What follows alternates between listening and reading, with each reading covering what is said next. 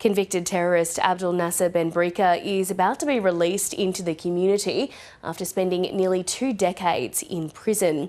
Reporter Leanne Wong has the latest from Melbourne. Well, Abdul Nacer Benbrika was found guilty of intentionally being a leader and member of a Melbourne terrorist organisation that was targeting Australian landmarks back in 2008. Now, he was jailed for 15 years and his sentence expired in September 2020. But that same year, then Home Affairs Minister Peter Dutton stripped Benbrika of his Australian citizenship.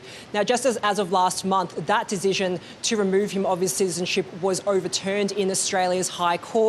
But that year, Benbrika was forced to serve another 3 years in detention as part of those terrorist charges. However, today's decision means that for the first time he will be released, meaning it's the first time he'll be out in the Victorian community since he was first arrested on terror charges back in 2005.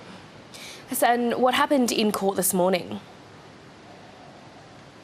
Well, Justice Elizabeth Hollingworth granted a release order for Benbrika, but that's under condition of under an extended supervision order, otherwise known as an ESO. So as part of that ESO, Benbrika will be subject to about 30 conditions that he'll have to abide by, including wearing an electric monitoring device at all times. He'll have to stay at a fixed residential address and be subject to a curfew.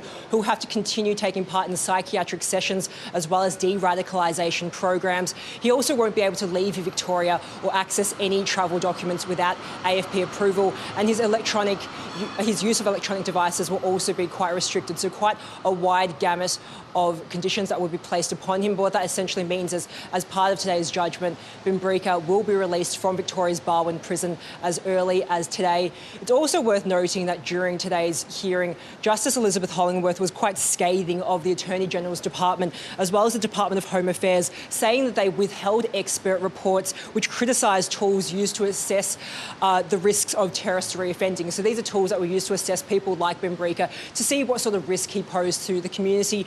Now, there have been several reports published in recent years saying that those tools were essentially ineffective, that they were of poor quality and weren't backed up by empirical evidence.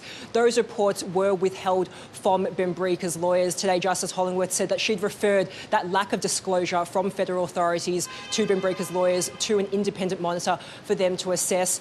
Now, in regards to his release as well, we've just also received a reaction from Government Minister Mary-Ann Thomas, who says that the Victoria Police have contingency plans in place for Benbrika's release from prison. But just to recap, Benbrika will be released from prison as early as today.